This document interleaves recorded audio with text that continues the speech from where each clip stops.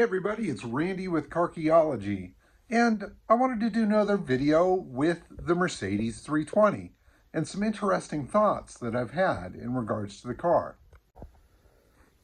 So I've spun the car around here in the lab. I was going to try to roll it outside, but it's just a little too heavy and the wheels are a little too stiff to get out here onto the gravel. The old dune buggy tow tug there, couldn't quite get it out of there. So I threw it on car skates and spun it around here in the lab, so now I can get to the passenger side to do some cleaning. So obviously you've seen in past videos I did clean up the driver's side and it came out really pretty nice. Now granted, this isn't a show car finish by any means, but it looks a little bit more respectable and you're not going to get sick if the dust blows into your lungs here. It was really kind of nasty, plus all the rat crap and stuff that was inside of it. Now I've been getting all of that out of there, and it's a lot healthier car to be around. The research on the car and the history of it continues, and I haven't come up with anything that's really spectacular yet, and I hope to. I'm still waiting for information from Mercedes in regards to the production date and original equipment and perhaps where it went and who it was for. Which brings about a really, really interesting question.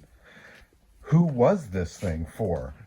Now, I know from the production date that it shows 1940, but by 1940, passenger car stuff through Mercedes had really slowed to a crawl, if not completely stopped.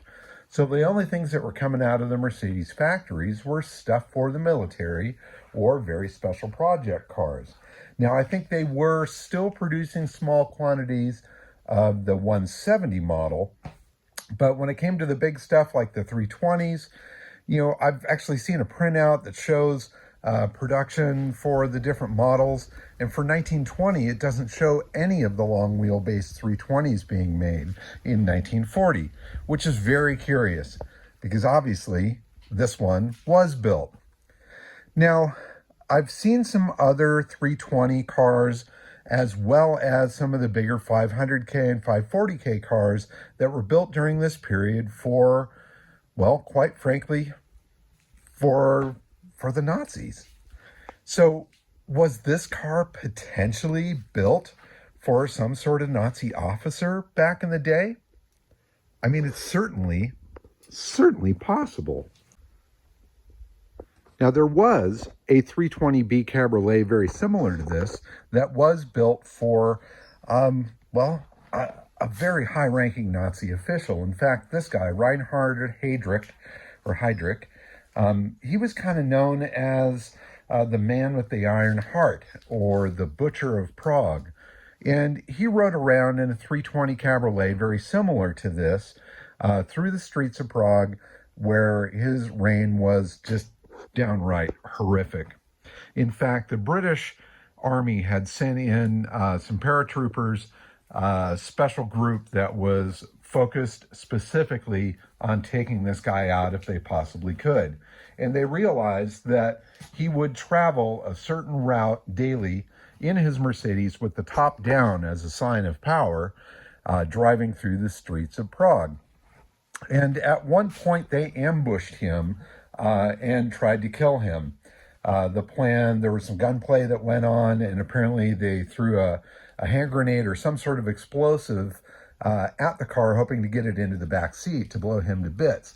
Unfortunately, they missed him, but they did hit the side of the car and the quarter panel down here, and the impact was big enough that it blew some shrapnel into the guy, and that killed him.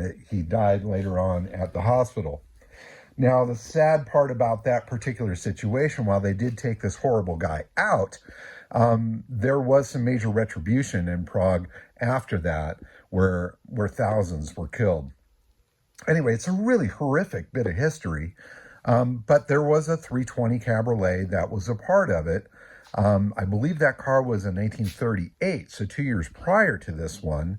And that particular car has been found. In fact, there were some articles about it in a barn, a Danish barn, and they called it the barn find of the century because this was this insane 320 Cabriolet. Well, it was really in horrible shape. It's now been restored, and I believe it's on display in a museum. there. And we know that this car is not that because it's 2 years later. And obviously it's had this coach work done and that sort of thing. But it's certainly possible that this car had belonged to another officer or was used by some high-ranking official in the military or in the government in Germany at that time. Now, if that's the case, it may be possible that Mercedes wouldn't want anybody to know about it. So if there is some sort of dark past behind this car, well, I might not ever hear it. Now, I'm hopeful. I'm very hopeful they'll be able to find out something. And quite frankly, I'm hopeful that it's not something too dark and nasty. And obviously, whoever it first went to, well, that's one thing. But who had it when Romech did the coach work on it? I mean, did somebody find this ex-military 320 and bring it to Romech and said, hey, take the Nazi out of this thing and make it some sort of beautiful car? And it went from some black evil convertible staff car into this sexy red beast that you see right here? I don't know. It's certainly possible. So we'll find out. Hopefully I'm going to find out who this car was built for and where it went originally. And hopefully that history isn't too nasty. And then I'll hopefully find out who built it or who had it built for them as the fantastical coach built car that it is today. Now, another question that pops up is, how did this car end up in the US and when? Now, there are stories of some other Mercedes and other high-end cars that were basically stolen by US military and brought to the US.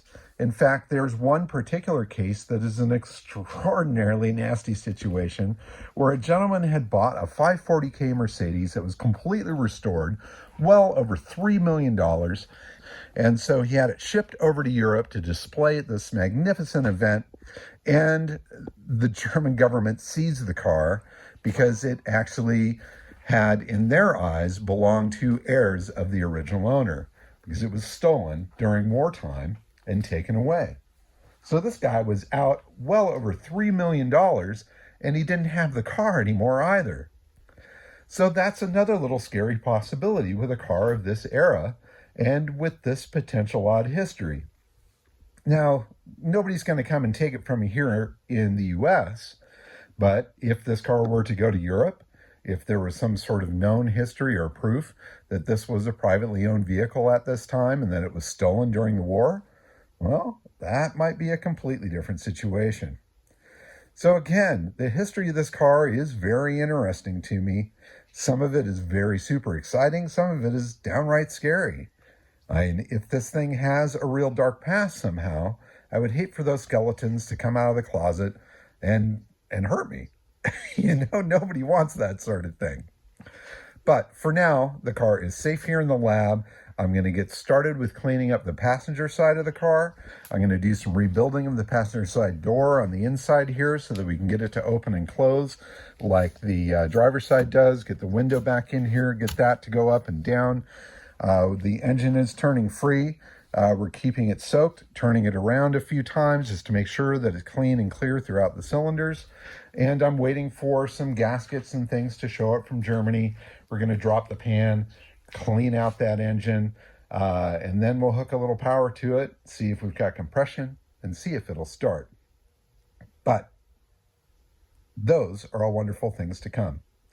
Hopefully, in the future, we'll have nothing but wonderful news on this particular car. Let's hope there's nothing scary behind it, because that would suck. Thanks very much for watching, everybody. Keep on digging them up and driving them. Bye-bye.